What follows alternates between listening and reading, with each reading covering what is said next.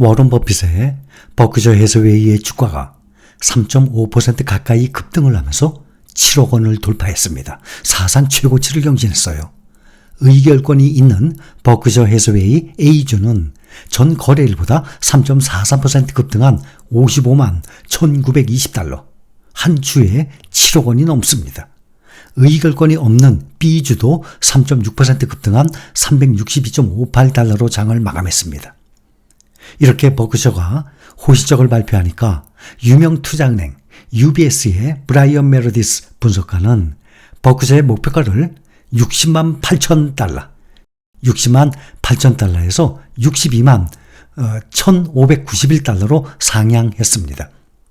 이것은 지난 토요일 발표한 실적이 시장의 예상을 상회했기 때문이에요. 버크셔 해서웨이는 주로 토요일에 실적을 발표해 옵니다. 워런 버핏이 주중에 실적을 발표할 경우 시장에 과도한 영향을 미친다는 그 지론을 갖고 있기 때문이에요.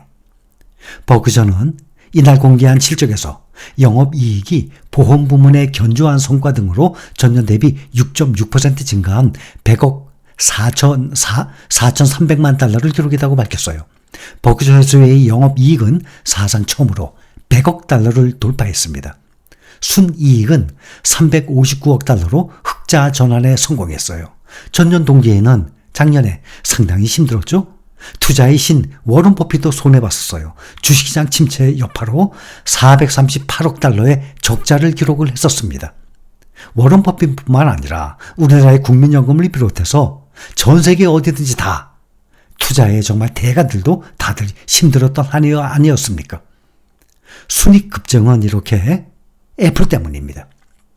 우리가 비교를 해봤죠. 애플을 비롯해서 몇 종류 5개 종목들 비교를 해봤듯이 올 연중으로 또 5년간으로 수익률을 보면, 상승률을 보면 애플이 월등히 상승폭이 상당히 높았습니다. 버크셔 해서웨이는 애플에 대한 투자 비중이 가장 높지 않습니까? 근데 애플이 지난 분기에 18% 넘게 상승을 하면서 260억 달러의 평가 이익을 올렸습니다. 버크셔 해서웨이는 6월 말 기준 애플 주식을 1,776억 달러, 우리 돈으로 약 230조 어치를 보유하고 있어요. 지금 버크셔 해서웨이가 보유하고 있는 비중 보면 약 45% 정도가 애플 아닙니까? 현금 보유도 1,473억 7,700만 달러. 사상 최대의 수준입니다. 연준의 금리 인상으로 미국은 현재 고금리 시대이기 때문에 보유하고 있는 현금에 대한 이자 수익도 상당할 전망입니다. 마찬가지로 빅테크주들이 상당히 많은 현금을 보유하고 있습니다. 경제전문 매체 포브스에 따르면 워런 버핏은 이날 마이크로소프트 공동 창업자 빌 게이츠를 제치고 재산이 1,215억 달러, 우리 돈으로 약 158조의 자산을 보유해서 세계에서 5번째로 부유한 사람, 세계에서 5번째 부자가 됐습니다. 워런 버핏 회장은 현재 버크셔 해서웨이 지분 15%를 소유하고 있습니다. 1930년생이에요. 그렇다면 우리나라 나이로 94세. 1965년부터 버크셔 해서웨이를 운영을 왔습니다.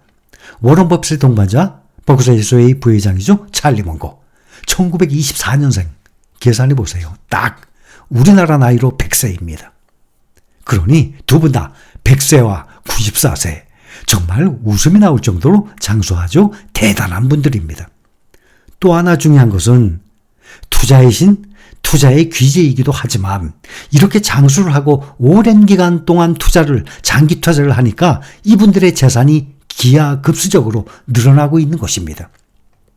워런 버핏이 12살에 시티 서비스 3주, 3주를 사면서 시작한 그의 투자 인생. 그것도 어렸을 때 누나를 꼬셔서 누나하고 같이 주식 투자를 시작을 했던 거였습니다. 그런데 처음에는 실패를 했었죠. 그의 투자 인생은 지금 82년째 이어지고 있는 셈입니다. 이분들처럼 오래 사는 것은 투자에 유리합니다.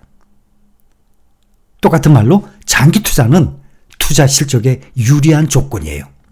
오래 사는 것이 왜 유리한가 하면 돈 버는 시간, 돈을 굴리는 기간을 오랫동안 확보를 할 수 있기 때문입니다.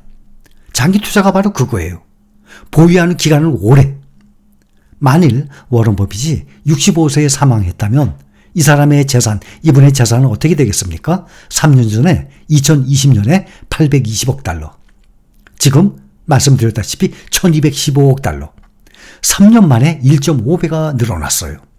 그의 재산 중 90%가 사라졌을 겁니다. 65세에 사망했다면.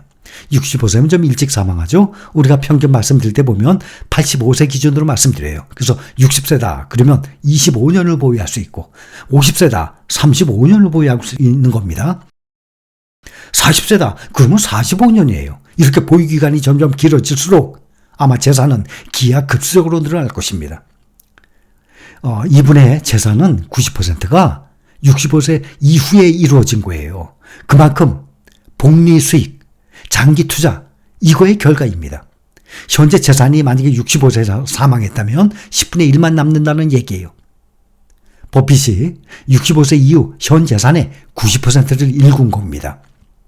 65세 이전에 워런 버핏이 벌어들인 돈, 이 돈도 보통 사람들에 비하면 정말 비교도 안 되는 정말 어마어마한 금액이지만 만일 오래 살지 못했다면 현재 세계 부자 랭킹 5위 안에 끼지 못했을 겁니다.